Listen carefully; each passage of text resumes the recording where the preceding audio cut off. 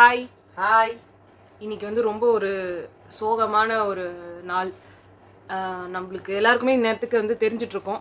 And அதோட details வந்து கொஞ்சம் கொஞ்சமாக நம்மளுக்கு தெரிய வருது. அது வந்து என்னென்னா பஹல்கம் அப்படின்ற ஒரு காஷ்மீரில் இருக்க ஒரு இடத்துல நடந்த ஒரு பயங்கரமான தீவிரவாத தாக்குதல்.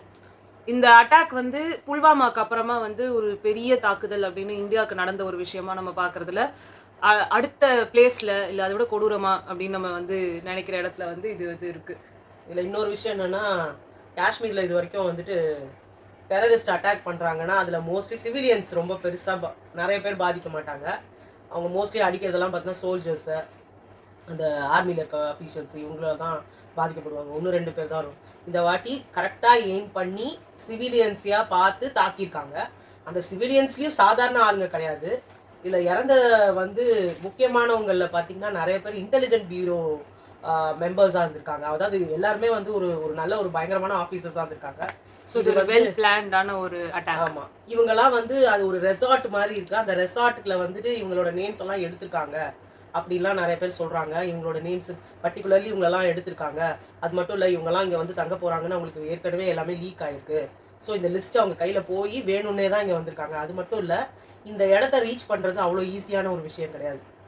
அதாவது ஒரு இந்த இடம் எப்படின்னா, இந்த இடம் வந்து அந்த ஒரு இடத்துல போய் இறங்கிட்டாங்கன்னா இந்த 3 கிலோமீட்டர் தள்ளி வந்து நம்மளோட வெஹிக்கிள்ஸ் எல்லாத்தையும் அங்கே பார்க் பண்ணிட்டு அதுக்குமா குதிரை வழியா தான் வந்து அந்த இடத்துக்கு போய் சேர முடியும். அங்க வந்து வயசானவங்க வந்து குதிரையில போறாங்க. பட் ஹெல்தி பீப்புள்லாம் வந்துட்டு நடந்து போறாங்க. வாக்கபிள்லயே போற மாதிரி டிஸ்டன்ஸ். But 3 kilometres டிஸ்டன்ஸா.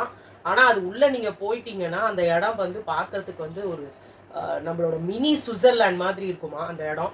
இதுக்காகவே பல பேர் வந்து பல பிஸ்னஸ் மேனும் சரி, பல பேரும் சரி, தன்னோட வாழ்க்கையின் லட்சியமாக இந்த இடத்த போய் பார்க்கணும். ஏன்னா ரொம்ப காலமாக டெரரிஸ்ட் அட்டாக்ல நிறைய இடங்கள் பார்க்க முடியாமல் போயிட்டதுனால எல்லாமே இப்போ தான் ஓரளவுக்கு ஓப்பன் அப் ஆகி வருது. ஸோ அது ஆர்டிகல் 370 அதுக்கப்புறமா வந்துட்டு எல்லாமே இப்போ தான் கொஞ்சம் ஃப்ரீ ஆகிட்டு வராங்க எல்லாருமே. இப்போ இந்தியாவோட இந்தியா வந்து அட்மினிஸ்டர் பண்ணுற ஒரு ஸ்டேட்டாக காஷ்மீர் வந்து இப்போ இருக்கிறதாலையும் ஆர்டிகல் 370 வந்து ரிவைவ் பண்ணதாலையுமே வந்து இந்த இடத்த வந்து நிறைய இந்தியன்ஸ் அண்ட் டூரிஸ்ட் பிளேசஸாக வந்து சில விஷயங்கள் இல்லாதது எல்லாத்தையுமே வந்து எடுத்துகிட்டு வந்ததுனால ஈஸி ஆக்சஸ் ஃபார் சிவிலியன்ஸ் வந்து இருந்திருக்கு. அப்படி இவங்க எல்லாருமே போயிருக்காங்க. நீங்கள் எல்லாம் இவங்க வந்து இன்டெலிஜென்ட் பியூரோ அப்படின்னா வந்து இவங்க எல்லாருமே அவங்க கிளைம் பண்ணுறதுமே இவங்கெல்லாம் ஒரு சீக்ரெட்டான ஒரு இதுவாக வந்திருக்காங்க. ஒரு எங்களை வந்து வேகு பார்க்க வந்திருக்காங்க, அது வந்திருக்காங்க, இது வந்திருக்காங்க அப்படின்னு சொல்லியிருக்காங்க. அப்படி வந்து அவங்க வந்திருந்தாங்கன்னா அவங்க வந்து ஒரு ஃபேமிலியோட வர முடியும். அவங்க என்ஜாய் பண்றதுக்காக வந்திருக்காங்க. இதுல பாத்தீங்கன்னா எல்லாரும் நிறைய வீடியோஸ்லாம் வந்திருக்கு. அதுக்கு முன்னாடி நாள் ரெசார்ட்ல அவங்க உட்காந்து கார்டு விளையாடுற மாதிரி அவங்க வந்து நிறைய வீடியோஸ் எடுத்துட்டு அவங்க பேசுற மாதிரி. இதுல யாருமே பாத்தீங்கன்னா தனியா வரல. 15 பேர் ஒரு குரூப், 30 பேர் ஒரு குரூப். இதுல என்னன்னா வயசானவங்க எல்லாம் சில பேர் எங்களால வர முடியலன்னு சொல்லிட்டு அவங்க எல்லாம் அந்த பல்சானார் அப்படிங்கிற ஒரு இடத்துல வந்து அவங்க ஸ்டே பண்ணிட்டு அந்த இடத்துல இருந்து மத்தவங்க ஹெல்தியான பீப்புளா இருக்கவங்க மட்டும் இங்க வந்து பாக்கணுங்கிறவங்க மட்டும் அந்த குரூப்ல இருந்து ஒரு குரூப் பிரிஞ்சு இங்க வருது. ஸோ இந்த குரூப் வந்து பர்டிகுலரா யங்ஸ்டர்ஸா இருக்கிறவங்களையா வந்து குறி வச்சு அவங்க தான் வருவாங்க அப்படின்னு தெரிஞ்சு இந்த அட்டாக் பண்ணியிருக்காங்க. அது மட்டும் இல்லாமல் வந்தவங்க எல்லாருமே வந்து புதுசாக கல்யாணமாகி ஹனிமூன் ஃபேஸில் வந்து வந்த ஆட்கள் தான். அதில் சில பேரோட பேர் வந்து வினய் நர்வால்.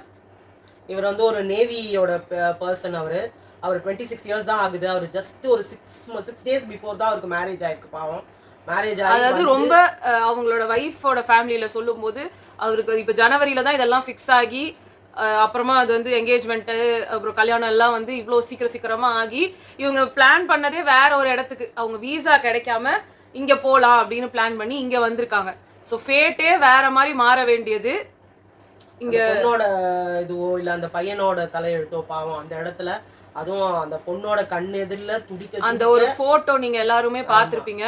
அவங்க அழக்கூட முடியாம அந்த பொண்ணு என்ன செய்யறதுன்னே தெரியாம அப்படியே பக்கத்துல உட்காந்துட்டு இருக்கு. அந்த இடத்த பார்க்கும்போது நமக்கு அப்படியே வயிறெல்லாம் கலங்குது. இதுல இன்னொரு நோட்டபிளான விஷயம் என்னன்னா, அவங்க அடிச்சவங்களோ இல்ல கொலை பண்ணவங்க எல்லாருமே மேல். எந்த ஒரு பொண்ணையுமே அவங்க அட்டாக் பண்ணல. எந்த ஒரு பொண்ணையுமே அவங்க வந்து இத்தனைக்கும் ஒருத்தவங்க வந்து என்னையும் சேர்த்து கொலை பண்ணிடுங்க அப்படின்லாம் கூட சொல்லியிருக்காங்க. மஞ்சுநாத் அப்படின்றவரோட வைஃப் வந்து என்னையும் கொலை பண்ணுங்க அப்படின்னு சொல்லும்போது ஒன்னெல்லாம் பண்ண முடியாது, போய் மோடி கிட்ட பேசு, உங்க பிரைம் மினிஸ்டர். ஒருத்தவங்க முடியாம போய் தடிக்கு விழுந்து இறந்துட்டாங்க, ஒரே ஒரு லேடி. மற்றபடி அவங்க டார்கெட் பண்ணது எல்லாருமே மேல். அதுவும் மேல்ல வந்துட்டு மெயினா ஒரு ஆஃபீஸர்னு அவங்களுக்கு நேம்லாம் தெரிஞ்சுதான் அவங்க அடிச்ச மாதிரி தான் நிறைய இருக்கு. ஏன்னா அதுலயே நிறைய மேல் தப்பிச்சிருக்காங்க. அதுல பாத்தீங்கன்னா அவங்க பர்டிகுலரா இவங்க தான் அப்படின்னு கண்டுபிடிச்சிட்டு இவங்களோட ஆதார் கார்டை கேட்டிருக்காங்க, இவங்களை பத்தி டீடைல்ஸ் கேட்டிருக்காங்க, உங்க பேர் என்னன்னு கேட்டிருக்காங்க. வந்ததே அவங்க ஒரு இந்தியன் ஆர்மி ஆபீசரோட உடையில வந்து இவங்க எல்லாரையும் ஏமாத்தி இது எல்லாத்தையுமே அவங்க ஒரு பக்கா பிளானிங்ல பண்ணிருக்காங்க. அவங்க என்ன நினைச்சிட்டாங்க, ஏதோ நம்மள வந்துட்டு செக் பண்ணறதுக்கு வராங்க போல இருக்குன்னு கேஷுவலா அவங்க நேம் சொல்லியிருக்காங்க. நேம் சொன்ன உடனே என்ன பண்ணிருக்காங்க, அங்கேயே வச்சு மண்டையில ஷூட் பண்ணிருக்காங்க. அதுவும் துடிக்க அவங்கவுங்க குழந்தைங்க கண்ணு முன்னாடியே. இதுல நிறைய குழந்தைங்க போயிருக்காங்க அந்த இடத்துல. அந்த குழந்தைங்க எல்லாம் வந்து பாத்தீங்கன்னா ஜஸ்ட், ஆனா எந்த ஒரு குழந்தைக்கும் அங்க அடிபடல, எந்த ஒரு குழந்தைக்கும் எந்த ஒரு தப்பான விஷயமும் நடக்கல. ஆனா அப்படி நடந்திருந்தா கூட பரவாயில்ல, சொந்த அப்பாவையும் சொந்த சித்தப்பாவையோ சொந்த மாமாவையோ யாரையும் கண்ணெதிரில துடிக்க தலையில கண்ணை வச்சு ஷூட் பண்ணி அதை பார்க்கக்கூடிய கொடூரம் அந்த குழந்தைங்களுக்கு இருக்கு பாருங்க. அது எவ்வளவு பெரிய ஒரு நினைக்கவே பயமா இருக்கு அந்த காலம் பூரா. ஆமா, ஒரு லேடி இதே வந்துட்டு ஒரு சோல்ஜர், நம்ம இந்தியன் சோல்ஜரை பார்த்துட்டு அவங்க சொல்றாங்க, ஐயோ என்ன கொண்டுடுப்பா, என் பையனை விட்டுருப்பா, தயவு செஞ்சு உன் காலில் விழுறப்பா அப்படின்னு அழுகுறாங்க. ட்ரெஸ் எல்லாம் கிழிஞ்சு போயிருக்கு. அவங்க சொல்றாங்க, அம்மா நாங்கெல்லாம் சோல்ஜர்ஸ்மா, இந்தியன் சோல்ஜர்ஸ், உங்களை காப்பாத்துறதுக்காக வந்திருக்கோம். ஐயோ நான் எனக்கு யாரையுமே நம்ப மாட்டேன், நான் நம்ப மாட்டேன் அவங்க கை காலம் ஒதுருது. இதெல்லாம் என்ன கொடுமைங்க இது. எல்லாருமே இல்ல இறந்தவங்க பார்த்தா எல்லாருமே நான் முஸ்லிம்ஸ். இதுல வேற நீ ஹிந்துவா, அதுல ஒருத்தர் மட்டும் முஸ்லிம், மத்தவங்க எல்லாருமே தெரியாம இறந்திருக்காரு. அவர் வந்து இவங்க தெரியாம அட்டாக் பண்ணி கொலை பண்ணிட்டாங்க, இல்ல ஏதாவது ஒரு ட்ராஜடியில அவர் இறந்துட்டாரான்னு தெரியல. ஒருத்தர் அவர் லோக்கல் பீப்புள். இன்னும் அப்புறம் ஆக்சுவலா மொத்தமா 26 பேர் இறந்திருக்காங்க. பட் சில இடத்துல 30 பேர்னு சொல்றாங்க. நிறைய பேர் அடிபட்டவங்க எல்லாரும் வந்துட்டு ஹாஸ்பிட்டல்ல சேர்த்திருக்காங்க. ஸோ அந்த 26 பேர்ல வந்து 2 பேர் ஃபாரினர்ஸ், ஒருத்தவங்க வந்து UAE, ஒருத்தர் வந்து நேபாள். ஸோ இவங்க 2 பேருக்கு தவிர்த்து மற்றவங்க எல்லாம் இந்தியன்ஸ். இவங்க எல்லாரையும் வந்து இந்தியன்ஸ்னா இதுல பாத்தீங்கன்னா மகாராஷ்டிரன் பீப்புள் இருக்காங்க, தமிழ்நாட்டுல இருந்து 2 பேர் போயிருக்காங்க, கர்நாடகால இருந்து போயிருக்காங்க, அதுக்கப்புறம் பாத்தீங்கன்னா வெஸ்ட் பெங்கால்ல இருந்து போயிருக்காங்க, பூனேல இருந்து 2 பிசினஸ் மேன் போயிருக்காங்க. இந்த பையன் மாதிரியே பூனேல பாத்தீங்கன்னா 31 வயசு தான் ஆயிருக்கு அவருக்கு. கல்யாணம் ஆயிருக்கு. கல்யாணம் ஆகி ஹனிமூன் 2 months தான் ஆகுது. ஆனா வந்து சுபம் துவேதி அவர் வந்து தன்னோட ஃபேமிலியோட போனோம், நான் தனியா போக கூடாது, நம்ம எல்லா மொத்த ஃபேமிலியும் போகணும்னு சொல்லி கிட்டத்தட்ட ஒரு 12ல இருந்து 15 பேர் மொத்தமா ஒரு ஃபேமிலியா அந்த இதுக்கு போயிருக்காங்க. அவங்க கிட்ட வந்து கல்மா அப்படின்னு வந்து குரான்ல இருக்க ஃப்ரேசஸ வந்து சொல்லுங்க, நீங்க ஹிந்துவா, நீ ஹிந்து இது முஸ்லீம்னா இதை வந்து சொல்லுங்க அப்படின்னு சொல்லியிருக்காங்க.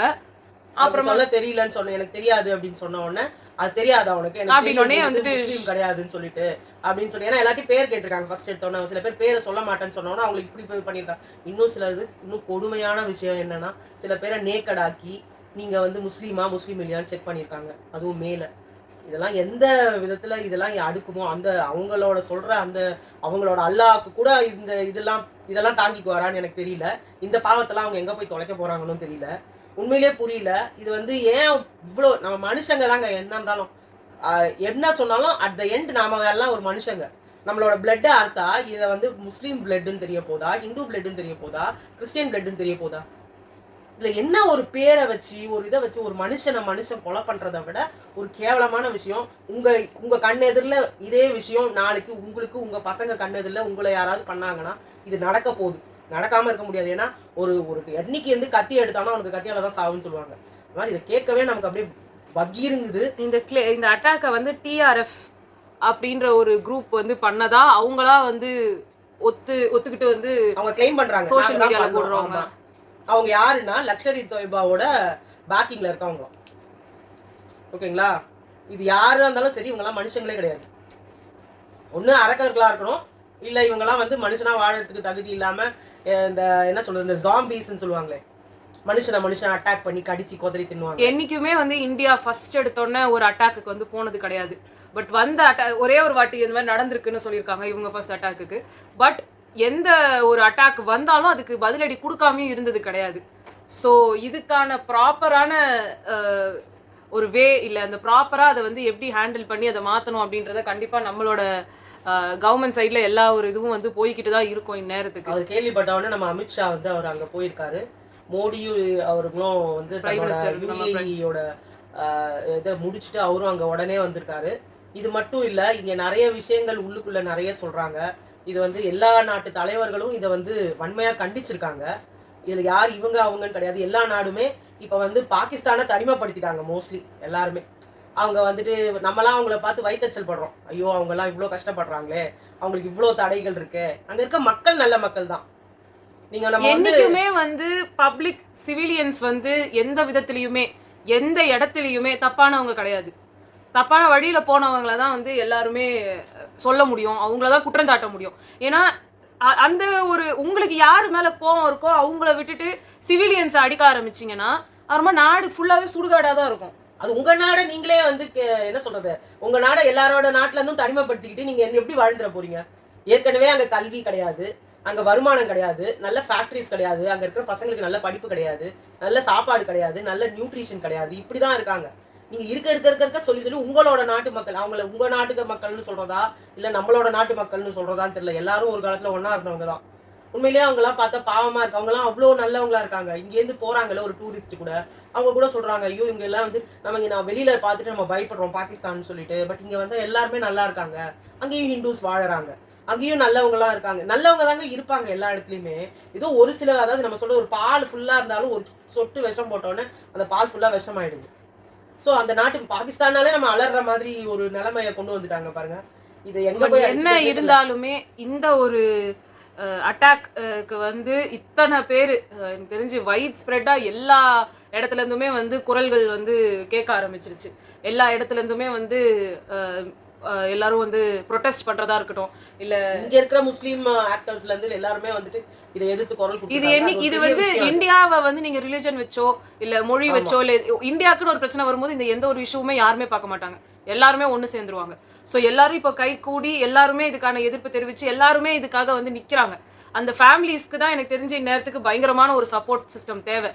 இவங்க எல்லாருக்கும் காசு அளவுல வந்து ஃபினான்ஷியலா தேவையா இல்ல இப்படி தேவையா அப்படி தேவையான்றதை விட அவங்களுக்கு இமோஷனலா அவங்களுக்கு சப்போர்ட் தேவை, மாரல் சப்போர்ட்ன்றது தேவை. ஏன்னா இவங்க எல்லாருமே நீங்க பாத்தீங்கன்னா ரொம்ப சின்ன வயசுல இருக்கிறவங்க ஒருத்தரை இது இழந்திருக்காங்க.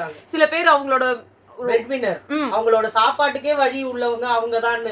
நாளைக்கு இவங்க எல்லாரோட மென்டலா இவங்க கூட எவ்வளவு ஒரு கனெக்ஷன் இருக்கும், அந்த எவ்வளவு ஒரு இமோஷனலா அவங்க கூட கனெக்ட் ஆகியிருப்பாங்க. இப்போ திடீர்னு அதாவது ஜாலியா விஷயத்துக்கு போய் அது டோட்டலா இப்படி வந்து அப்சைட் டவுனா மாறி ஒரு விஷயம் நடக்கும்னு கனவுல கூட நினைச்சிருக்க மாட்டாங்க. அப்படி ஒரு விஷயம் அவங்க நடந்திருக்கும் போது அவங்களுக்கு moral support and emotional support ரொம்ப முக்கியம். சோ இந்த இடத்துல அவங்க வந்து இப்ப வேண்டியது என்னன்னா, நான் எங்களை கவனிங்க எங்களை கவனிங்க எங்களை கவனிங்கன்றத அதை சாதாரணமா அவங்களுக்கு சொல்ல தெரியல. அவங்களுக்கு இந்த மாதிரி டெரரிஸ்ட் வழியா தான் சொல்லணுமா நீங்க இருக்கீங்க அப்படிங்கறத வலியுறுத்துறதுக்கு பல விஷயங்கள்ல பண்ணலாம். இந்த ஒரு விஷயத்தையா வச்சு நீங்க வந்து உங்களோட பிரசன்ஸை மற்றவங்களுக்கு தெரிவிக்க போறீங்க. இதை தான் எல்லாருமே சொல்றாங்க. அந்த நாட்டுக்கு நாங்க பதிலடி கொடுக்குறோம், அமெரிக்காவுக்கு நாங்க பதிலடி கொடுக்குறோம். ஏன்னா அமெரிக்கா எங்களை இப்ப கண்டுக்க மாட்டேங்குது, சைனா எங்களை கண்டுக்க மாட்டேங்குது, எல்லாரும் எங்களை தனிமைப்படுத்திட்டாங்க, நாங்க ஒன்றும் சாதாரண ஆள் கிடையாது அப்படிங்கறத இதை மூலியமா காமிச்சிங்கன்னா இந்தியாவும் சாதாரணமான ஆள் கிடையாது. உலகத்துக்கே தெரியும் இந்தியாவோட வலிமையை, இந்தியாவோட மக்களோட சக்தியை எல்லாருக்கும் தெரியும். பாப்புலேஷன்ல ஃபர்ஸ்ட் இருக்கிற கண்ட்ரி இப்போ இந்தியா தான். ஸோ உங்களுக்கு வந்து ஹியூமன் சோர்ஸா இருக்கட்டும் இல்ல வந்து ஆர்மியா இருக்கட்டும் இல்ல எதுவா இருக்கட்டும், இங்க வந்து யாருக்குமே சலிச்ச ஆள் கிடையாது. இறங்கி நிப்பாங்க அவங்க நாட்டுக்காக. அப்படி உள்ள ஜனங்களை தான் இங்க இருக்காங்களே தவிர இப்போ யாரெல்லாம் அப்படின்னு பாத்தீங்கன்னா இங்க இந்தியால இருந்து பெரிய ஆக்டர்ஸ் அண்ட் செலிபிரிட்டிஸ்னு சொல்ற எல்லாரும் இங்க இருந்து இருக்கிறவங்க, தலைவர்கள், மினிஸ்டர்ஸ், ஏன் இப்போ ஐபிஎல் நடக்கும்போது கூட இன்னைக்கு எல்லாரும் பிளாக் பேட்ஜஸ் போட்டிருந்தாங்க. ஃபயர் கிராக்கர்ஸ் எதுவும் வந்து பண்ணக்கூடாது, இன்னைக்கு செலிப்ரேஷன் இருக்கக்கூடாது, இன்னைக்கு சியர் லீடர்ஸும் யாரும் இருக்கக்கூடாதுன்னு எல்லா ரெஸ்ட்ரிக்ஷன்ஸ் போட்டு தான் மேட்சும் நடந்துச்சு. அண்ட் அந்த மேட்ச் அப்பயும் வந்து பேட் கமின்ஸ் அவர் வந்து பேசியிருந்தாரு. ஆஸ்திரேலியா மக்கள் எல்லாருமே இதுக்கு வந்துட்டு இந்த ஒரு அட்டாக்காக வந்து ரொம்ப வன்மையா வந்து கண்டிக்கிறோம் அண்ட் நாங்க வந்து அவங்க கூட கண்டிப்பா நிக்கிறோம்னு சொல்லி. உலகமே இந்தியா பக்கம் தான் நிக்குது. எப்ப ஒரு நாட்டு பக்கம் ஒரு உலகமே நிக்கும்னா எந்த பக்கம் நியாயம் இருக்கோ அங்கதான் நிக்க முடியும். அநியாயத்துக்கு என்னைக்குமே வந்து உங்களுக்கு என்னைக்குமே சப்போர்ட் கிடைக்காது. அது சாதாரண பக்கத்து வீட்டு விஷயமா இருந்தாலும் சரி, எதிர் வீட்டு விஷயம் இருந்தாலும் சரி, இந்த நாட்டோட விஷயமா இருந்தாலும் சரி, அநியாயத்து மேல அநியாயம் பண்ணிட்டு போகாதீங்க. அவ்வளவுதான் நாங்கெல்லாம் சொல்ல முடியும். இது எங்க கொண்டு போய் நிக்க போகுதுன்றது தெரியல. தயவு செஞ்சு எல்லாரும் ஒரே நம்ம மனுஷங்க. முதல்ல இதுல ஹிந்துஸ் என்ன, முஸ்லீம்ஸ் என்ன, கிறிஸ்டியன்ஸ் என்ன, எதுக்கு இந்த பாகுபாடு எல்லாம்? தேவையே இல்லாத ஒரு விஷயங்கள். எல்லாரும் ஒண்ணு, எல்லாருமே ஹியூமன்ஸ்ங்க. ஃபர்ஸ்ட் நம்மளா மனுஷங்க. நம்மளுக்கும் மிருகத்துக்கும் என்ன வித்தியாசம் இருக்கு? ஒரு சென்ஸ் தானே. நம்மளுக்கு யோசிக்கக்கூடிய திறமை இருக்குன்னு. ஆனா அதுங்க கூட அதுங்களோட இனத்தை வந்து அடிச்சு கொண்டுதான்னு சொல்ல முடியல. இதோ ஒரு சில இனங்கள் வேணா அடிச்சுக்குதுங்க. ஆனா நம்மளோட இனத்துல பாருங்க, இவனை வச்சு இவனை காலி பண்ணிடலாமா, அவனை வச்சு இவனை காலி பண்ணிடலாமா? இது எங்க போய் கொண்டு போய் இந்த ஹியூமனிட்டின்றதே மறந்து போயிடுமானே தெரியல ஜனங்களுக்கு. இப்ப எல்லாருக்குமே அட்டாக் பண்ணணும், ஆமா ஒரு வழியா ஏதாவது ஒண்ணு பண்ணி அவங்களை அட்டாக் பண்ணணும் இப்படின்ற நிலைமைக்கு கொண்டு போய் விடுறீங்க பாருங்க. அது எவ்வளவு பெரிய உங்களோட நாட்டு மக்களுக்கு நீங்களே செய்யற அநியாயம் இல்ல அது. அவ்வளவுதான். அங்க செத்து போன ஒவ்வொரு ஜனங்களுக்கும் எங்களோட பிரார்த்தனைகள். பாவம், யாரோ எந்த வீட்டு பையனோ எந்த வீட்டு இதுவோ பாவம் அநியாயமா கொலை பண்ணப்பட்டிருக்காங்க. இதெல்லாம் வந்து கடவுள்னு ஒருத்தர் வந்து எல்லாத்தையும் பார்த்துட்டு இருக்காரு. இது என்ன நடக்க போகுது, இனிமேல் என்ன நடக்கும், எல்லாமே கடவுள் விட்ட வழி தான். நம்ம எதுவுமே செய்ய முடியாது. அந்த செத்து போன ஒவ்வொரு ஆத்மாவும் நல்லபடியாக போய் கடவுள்கிட்ட போய் சேரணும். அவங்க ஃபேமிலிக்கெல்லாம் எல்லாரும் கொஞ்சம் சப்போர்ட் பண்ணணும். எல்லாரும் அவங்க இந்த நேரத்தில் நம்ம அவங்களுக்குலாம் ஒன்றா இருந்து ஒரு என்ன சொல்கிறது, சமாதானத்தை தயவு செஞ்சு விதைங்கங்க. அநியாயத்தை விதைக்காதீங்க. அவ்வளோதான் நாங்கள் சொல்லணும்னு ஆசைப்படுறோம். பாய்.